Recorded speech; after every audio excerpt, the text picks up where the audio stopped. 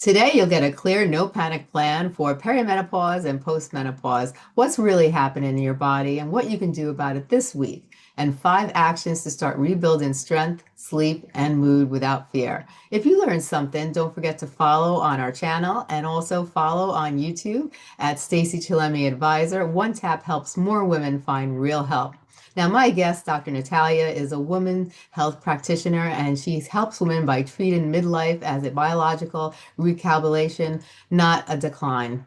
Natalia, welcome to the show. It's a pleasure to have you here. I just want to get right into it because you have so many great things that you want to share with us today, and I don't want to waste any more time. Now, in plain English, what is perimenopause? And can you define that and then discuss the difference between perimenopause and menopause?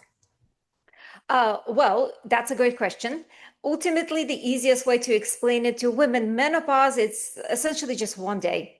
It's the day 12 months after your last period. So you haven't bled for 12 months. That day, one day, considered menopause. Everything prior to it is perimenopause, which can actually last for many, many years, even up to 10 years in some women. It can start as early as your mid to late 30s or as late as your early 50s.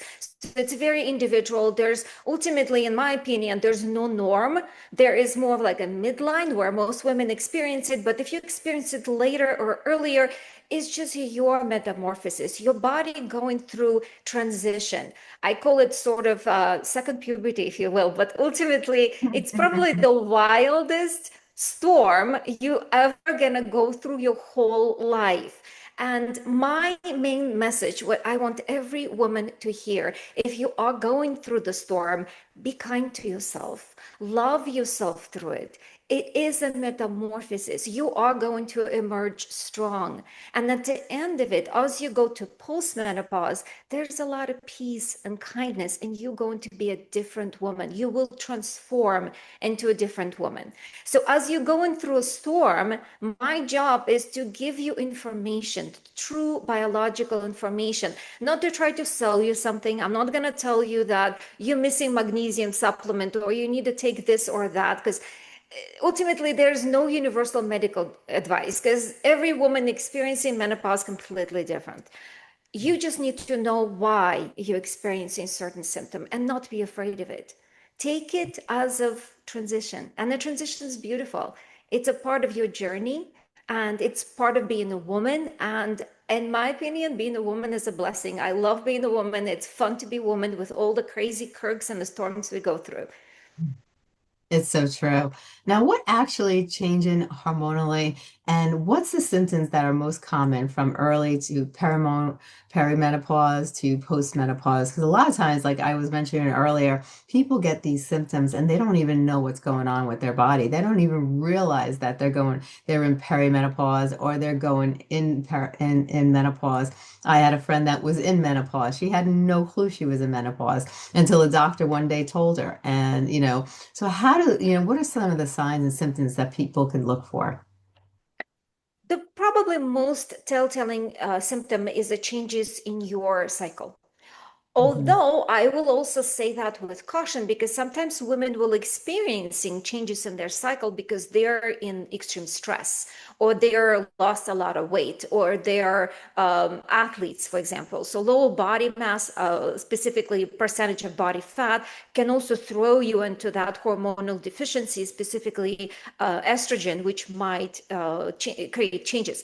But if you are at that age, like we'll say 35 plus, and you're starting to see something strange happening, please talk to either another woman who might already went through menopause. So maybe you talk to your mother if you have a great trusting relationship with her. How did she experienced it? It's not necessarily you're going to mimic what your mother went through, but it's a good starting point.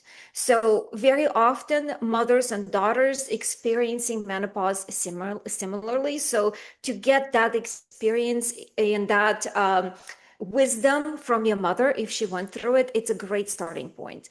So changes in your cycle. Essentially, what's happening for most women as you're transitioning, your ovaries start to take breaks. Let's say it's almost like you're starting a car and it kind of does it. Dun, dun, dun, dun. It's not really starting well. You might skip your ovulation in certain cycles. So when you skip your ovulation, your one steroid hormone, progesterone, is not rising as it should. With Right. that, very slowly, estrogen starts to accumulate. So essentially, what happens first, you're kind of skipping the periods. You might have longer times between the periods, and then all of a sudden, you start bleeding a lot. You might experiencing more frequent menstruation. Why that happens? Because progesterone slowly declined. And the progesterone and estrogen, it's sort of that dance your body experiences in order to have a normal ovulation and normal cycle. So without progesterone, that opposing reaction of progesterone, estrogen slowly builds up, which thickens the uterine lining, and that's what causes the bleeding. There's potentially could be things like fibroids, endometriosis can develop, so other abnormalities. So once you start experiencing the changes, it's very important to have a talk with either a trusted medical professional, your mother, someone else to really get there. Am I starting to transition? And if you are, then you can start making choices. Am I going to take some kind of supplementation, maybe in herbal medicine, or do I consider hormone replacement therapy? And again, talk to a medical provider. Don't make self decisions, because prior we started recording, Stacey and I, we talked about it. The impact of steroid hormones, it's so powerful to your body. So when you self-diagnose and then you get something online and you're taking it without medical observation, that's often will lead to some dire circumstances. So don't doctor Google yourself, talk to trusted providers, Yeah. and don't be afraid of the transition. That's the main message. Yeah, I think that's great advice because I think a lot of times people don't realize how strong hormones and how big of a factor they play in our body.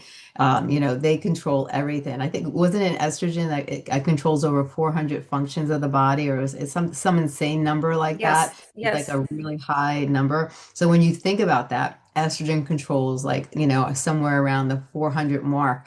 It's like, when you're playing around with hormones, you're playing around with your entire body, and who knows what you're going to be throwing off, and who knows when you throw something off, what other problems can occur from that. It could be really scary if it's not done yes. properly. Yes, absolutely. And specifically with estrogen, because estrogen, what it does, it makes things grow. Anything from wonderful is growing collagen, we'll say, which is great for your bone health. It's great for your skin. It's sort of natural anti-wrinkle remedy, but also potentially it can grow tumors. Things in your body. So, not trying to say that estrogen causes cancer. That's really no that kind of a straightforward relationship, but potentially it can worsen certain cancers, especially feminine cancers, if the estrogen, specifically estradiol, is given without medical supervision and also without opposing progesterone. So our body does need to be in balance. The balance is truly what makes us healthy. So when you Yeah. self-diagnose and self-treat, you will throw your body out of balance because you don't know what you're doing. So you steering your boat into wrong direction, you might end up in the rocks. So that's my analogy there. 100%. Now, can you give us the reframe of why this is a recalibration and not a slow decline?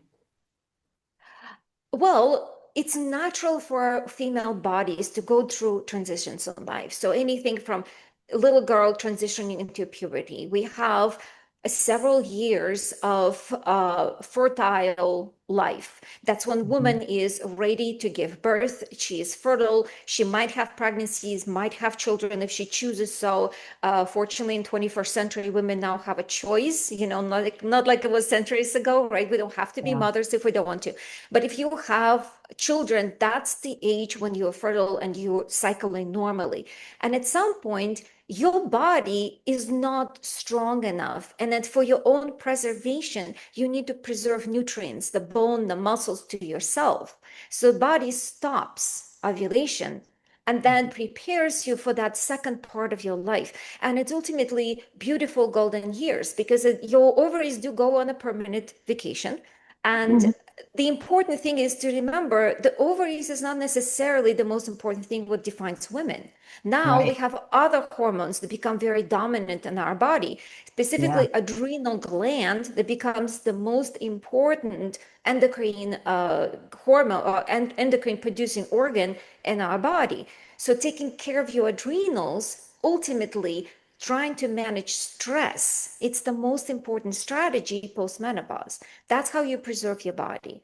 And then hormones like DHEA and testosterone become more important for the female body post-menopause. So if you say during the cycling years, the women, it's sort of like a moon, right? It grows and then there is a no moon and then it grows back again. So we always cycling, we have that dance of estrogen and progesterone. So then those hormones are gone. You went through the crazy storm of perimenopause when your body was withdrawing from those hormones.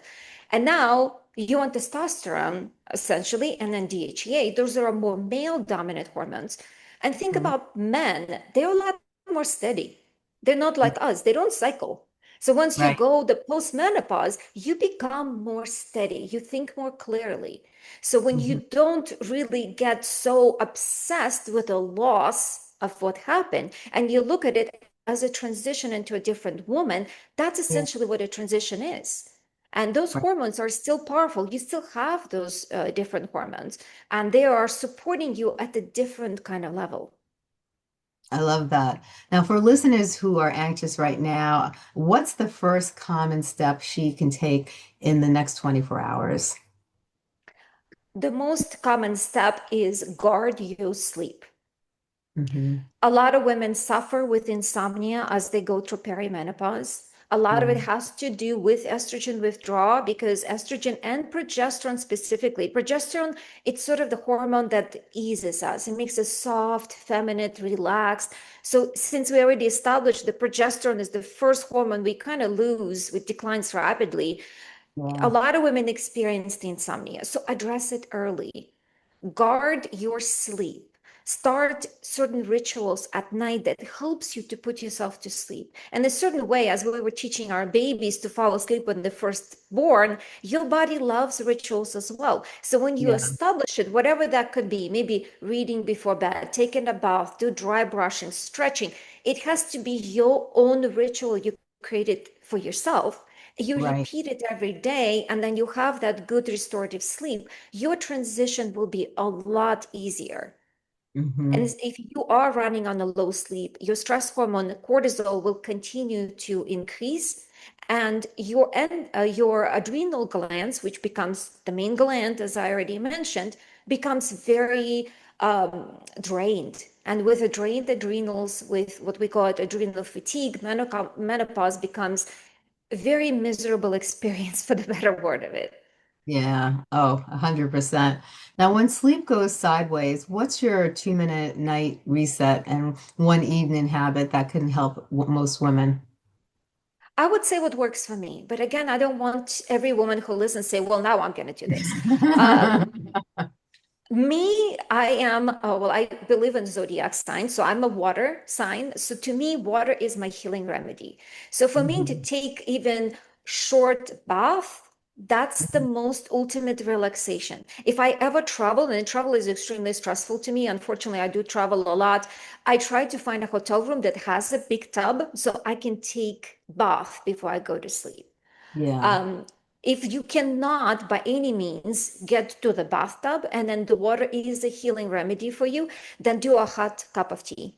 And then Mhm. something that you can take with you really anywhere in the world you are, and blends like a chamomile, lavender. They're really wonderful healing herbs. Melissa is another extremely powerful herb, and I love doing it. It also helps you improve your digestion. So doing a hot cup of tea before you go to bed is very nurturing, healing, relaxing to your system. But ultimately, again, the importance is the ritual. Your body loves repetition. That's what really puts our body at ease because it's a signal to your nervous system, I'm safe. I'm doing something that always makes me feel good. So whatever you are in the world, traveling or you're at home, you stress, repeat the same cycle that you did when you did feel good and Right. whatever, and then just stick to it. And that's really the magic of feeling relaxed. I love that. Now, weight and body composition, what's the minimum effect dosage for protein and strength training in midlife?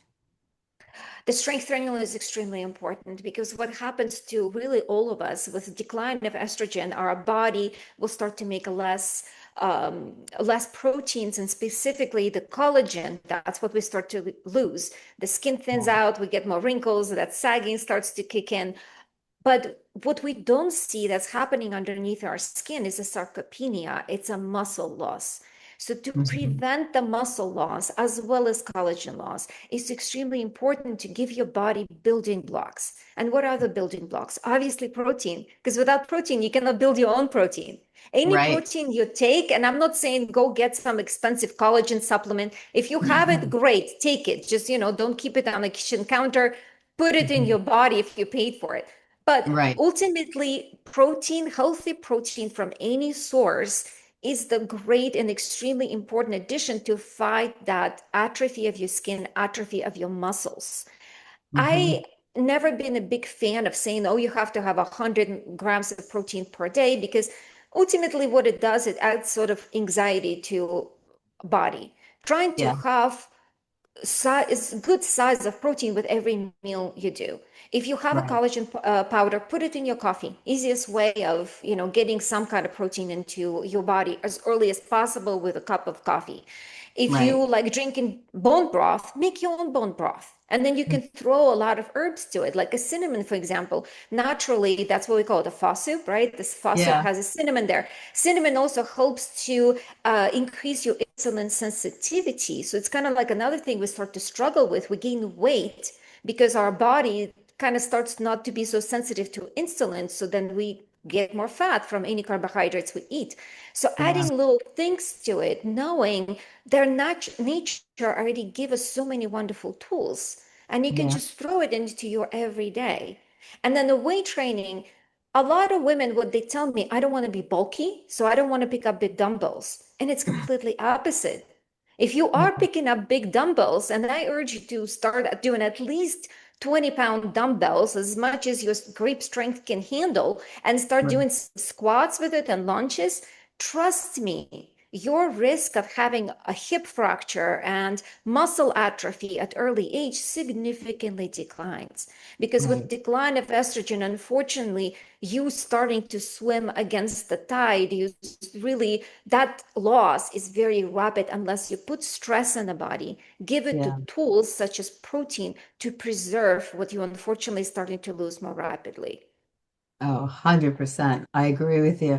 Now, when it comes to brain fog and mood swings, what's the daytime rhythm, like light movement, meals that usually clears the cloudiest fast?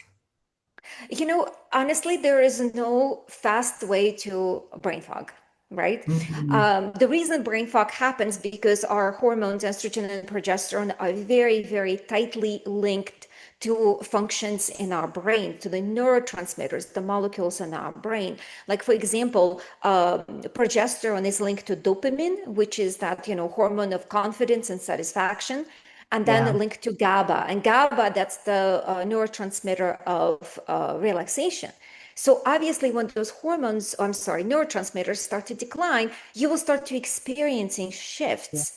And it Hmm. doesn't mean you have to go take GABA, or for goodness sake, do some kind of dopamine stimulation.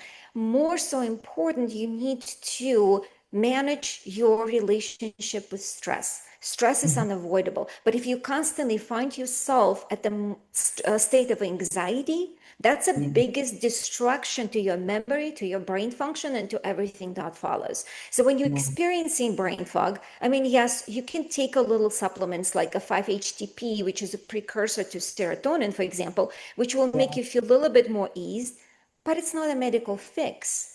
Right. Ultimately, the recommendation is it's to be kind to yourself, really creating those rituals to create that safety in your life, and only you can do those. And then Right. change your relationship with stress, because the stress will come no matter what. If you have grown kids, the stress gets bigger as the older they get. If you have a job when you probably at a high executive level because of your age, the stress will be bigger because you're responsible for a lot of employees. You have a husband, there will be stress because you have a husband, because men, they are interesting creatures. They put stress in our lives as well. So there's so many things. You go outside, you drive your car, you have stress. But the way you react to stress, that's what really in your hands, and that's what you can change. Because Right. your body is less tolerant to stress. Your Mm-hmm. stress management is your ultimate survival strategy to Right. avoid the brain fog. And then 100%. other things you can also do is pick up a hobby. If you haven't, I mean, of course, we're all busy. I get it. Like, I know a lot of women listening to me saying, like, oh my God, I have enough hours to sleep, and you want me to do a hobby? I'm asking about something simple, something that gives you joy. Like maybe listening to a podcast. I mean, try maybe get few lessons, 3 to 5 minutes of learning foreign language just for the fun of it. Yes. Exercising your brain and throwing some kind of curveballs at it. That's what really preserves your brain function and help you to stay sharp. Mm-hmm. Oh, definitely. And now, when it comes to hot flashes at the worst times, like what's the on-spot tactic, and weekly change that reduces the frequency of hot flashes? So hot flashes have a lot to do with the estrogen decline because the estrogen has a really big influence in our gland in our brain called hypothalamus. And the Hmm. hypothalamus, that's what controls our temperature. So when you have a fever, the hypothalamus receives the message that there's infection and it changes the thermostat to tell your body now your normal temperature will be, we'll say 40 degrees Celsius, which is fever. And then your body raises temperature to it. So once you go through estrogen decline, the hypothalamus gets very confused. So it forgets to adjust the thermostat. So now your normal temperature at 37.6 degree become fever. And then all of a sudden you have that wave of heat going through your body. So your normal body temperature, but that thermostat is broken. Again, stress management is extremely important because the more stressed you are, more dysregulation you will have on your hypothalamus.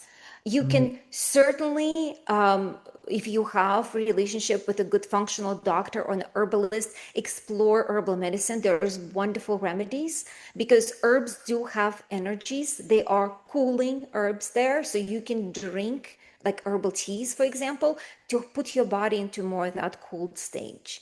Um, but often women experiencing more frequent hot flashes, I'm sorry, when they're at a high stress state of stress, and also when they have a very high BMI. So if they have a really high fat mass, that's also put them at the risk of experiencing more frequent hot flashes. So maintaining healthy body, taking care of your body, eating healthy foods and stress management, that's really the key of helping to manage your hot flashes. Mm. Now, when it comes to libido and vaginal dryness, what are the respectful, practical first steps women can discuss with the clinician? The vaginal dryness can be addressed quite easily because it is an unfortunate symptom. And in my opinion, it's important to address because it can lead to things like a frequent UTIs, for example. Yeah. So typically what we do in the clinic, we treat it with topical estriol. So it's not estradiol, it's a different form of estrogen. That's the one that does not go systemic. It's only applied topically to the vaginal tissue, and it helps to thicken it and restore that normal mucus production. So that's Mhm. a really great remedy for this. But again, don't try to self-diagnose or self-prescribe, ladies. Go talk to your clinician. You do need to have a female exam prior to it to make sure there's no precancerous lesions on your cervix. So, having a pap smear is certainly important before you consider it. There are cosmetic treatments you can do. Like, for example, we do use RF microneedling or radio frequency devices to heat up that tissue and create that collagen and remodeling. The CO2 is also used for it. So typically when you go to your OBGYN, don't be afraid to discuss that. So if you're experiencing that pain, frequent urination, burning, your urine comes back without any bacterial culture, likely you're just experiencing vaginal dryness that's leading to the symptoms of UTI. So to really articulating to your doctor in a proper way leads to proper diagnosis and prescription of correct remedies like estriol, for example. And the recovery is quite rapid. Most of my patients experience relief within a few weeks. and then their life overall is much happier. That's wonderful. Now, what's your opinion from lifestyle to HRT to non-hormonal supports? So when do women see the whole landscape? It's really important to do comprehensive lab work. And by Hmm. comprehensive lab work, we need to look at all the hormones there, including your brain hormones, FSH, LH, to really see where the body's at. Like, are you truly postmenopausal, premenopausal? Are you in menopause as we speak? So establishing where you're at leads to correct remedy. So that diagnosis is always the first step. And Yeah. then there should be conversation with your health provider. Doing hormone replacement therapy does have its risks, like we already talked about, as estradiol increases chances for female cancers. So to prescribe it, prescribing bioidentical hormones is more preferred because then we can balance estrogen and progesterone together. And then obviously establishing family history. So if there's a family history of breast cancer, certainly that woman is at higher risk of developing it. So possibly hormone replacement therapy becomes too risky. And at Yeah. that stage, we can talk about herbal remedies. We can really successfully manage a lot of perimenopausal symptoms with the herbal remedies. But again, Hmm. ladies, don't self-prescribe. I'm like keep repeating it over and over again. Herbs are Hmm. extremely powerful. They take a little longer to sort of build in your body, but you can have a beautiful relief and support with the herbal remedies. But it has to be individual to you. Specifically, what is your body comfortable with? What is your emotional state? What is your physical state? Are you more hot or cold? Because again, the herbs, they do carry more energy. They're not just as prescription drugs, they're not as straightforward. Right. Now, supplements and social media are no noisy red flags. Like, what makes you say skip it? And what do you consider first line after basics? So my biggest red flag, if you are listening, some, hormonal, whatever, guru, menopause guru, always check their credentials. Does Mm-hmm. this person have anything else besides their advice, besides, oh, I went through it myself, or I'm going through it yourself?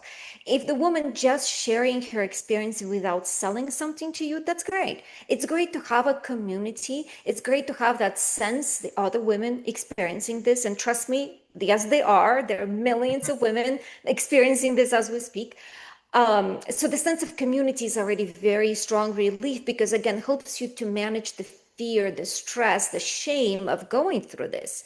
You Yeah. should look at this as if again the process of metamorphosis, you're going to emerge on the other side as a transformed, more empowered woman, in my opinion. But Yeah. when you have that social media guru who gives you that one solution helps everybody, saying things like, well, I went through perimenopause and then I took, like, we'll say, magnesium, and that saved me. I feel amazing. Here's a link, go ahead and buy it. That's a big red flag. Because I Yeah. tell you what, ladies, there is not one remedy that works for every woman. It doesn't. Even a hormone prescription, it's very individually fine-tuned for every single woman. It takes time to really establish what is the perfect recipe for you because the normalcy of a hormone level is extremely wide. Why? Yeah. Because we're also genetically different. Hmm. So take their advice with a grain of salt. More so, educate yourself. Understand what those hormones do, how they link to your mental health, and take those changes with loving care. Look at yourself as you were your own little sister. And then just Right. think, would you tell something negative to her? Would you tell Hmm. her that, oh, you're declining, or you're getting fat, or you're getting old? No, you wouldn't. So why Right. would you speak to yourself in that negative way? Hmm. 100%. So, how do you prepare for a doctor's visit so you get the answers in one appointment? What to bring and what to say? Like, what are the things that you should know before you go?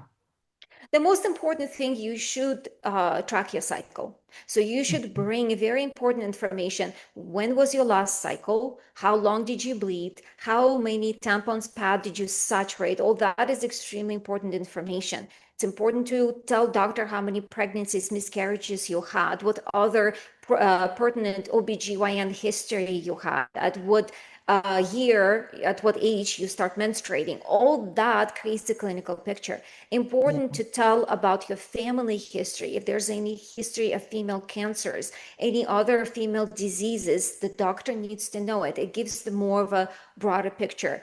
Obviously, if you have a recent lab work, you can bring to a physician. It's very valuable to share that. And don't be afraid to share every tiny little symptom. Everything from irritability, for lack of sleep, for feeling sad certain days. All of that is very important because trust me, all your Mhm. mental health symptoms, they don't make you crazy. It just tells the Right. doctor a clue of what are you missing. It might Right. give a clue of what nutrient you're missing. It might give a clue of what hormones start declining first. All that Hmm. is very important. So don't think that you're oversharing. And don't be Right. afraid to ask questions because a good doctor is there to help you to transition. So if you're in doubt, you don't feel like you're being heard, then don't be afraid to doctor shop. Don't be afraid to go and ask second opinion. So don't necessarily think that if this doctor recommended this, this is what you should follow. Right. Exactly. Now, Natalia, listeners were promised 5 concrete actions. Would you share 5 for this week to move from fear to rebuild? So 5 concrete actions, that's what we started with, is Mhm. sleep like your life depends on it. It really does. That's why we call it the beauty sleep. So if you're not getting at least 8 hours of sleep, never sacrifice your sleep for whatever other reason. Sleep is important. If you have a trouble sleeping, seek therapy, seek help. The sleep is a number one. You should guard it with your life, literally. And Mhm. then protein. Make sure you get adequate protein. Don't get too stressed of how many grams. Just make sure you consume protein in every snack, every food, every drink potentially. Add the collagen powder to coffee, as we said. And then this shift, I call it from pause to power, from a pause, such as perimenopause. Yeah. Don't take this transition in the shape of fear and shame. Take it as a powerful move into a different woman you will become. It's a Right. beautiful, a little scary metamorphosis we all go through. And if you give it a different meaning, you're already winning. And you're Right. already going to emerge completely powerful, changed woman. And then you can inspire other women to go through it. And the last thing I want to share, be really careful of advice you hear online on the podcasts. Always ask for credibility. Is the person who's Mhm. speaking actually has some kind of scientific reasoning for what they recommend? And be very suspicious of people who are trying to sell you something. So if they are teaching you and then it all ends up, here's the link, go ahead and buy it, then be very questioned, like, do I really need to buy this? Because there's no perfect supplement that works for every woman. Right. Exactly. Exactly. Now, can you tell people all the products and services that you provide? So my ultimate service, I do have a skincare clinic. So I'm ultimately focusing on what we call holistic dermatology, which includes the hormone management and stress management and digestive system management. All that is linked to your skin. So when you're healthy from the inside, you really start to glow outside. I call it the radiance from the inside out. But that's not really point because I don't expect all my listeners to fly to Scottsdale, Arizona to seek my services. Uh, my passion for the past year has been to create a digital educational platform. And that's the main reason why I go into those podcasts, because I want to create community that's sort of a supportive haven for all women when we can share our struggles sometimes and emotional challenges we go through as we transition. The platform called unveilyou.life. Mhm. It is an educational course, and obviously, I would love for people to purchase the course as well, but that's really not the main reason for it. We do have complimentary platform. The forum is completely free to join, and we welcome every woman to be part of it because the bigger we are, then the more powerful it becomes, the more women we can help. So we want to create this supportive community.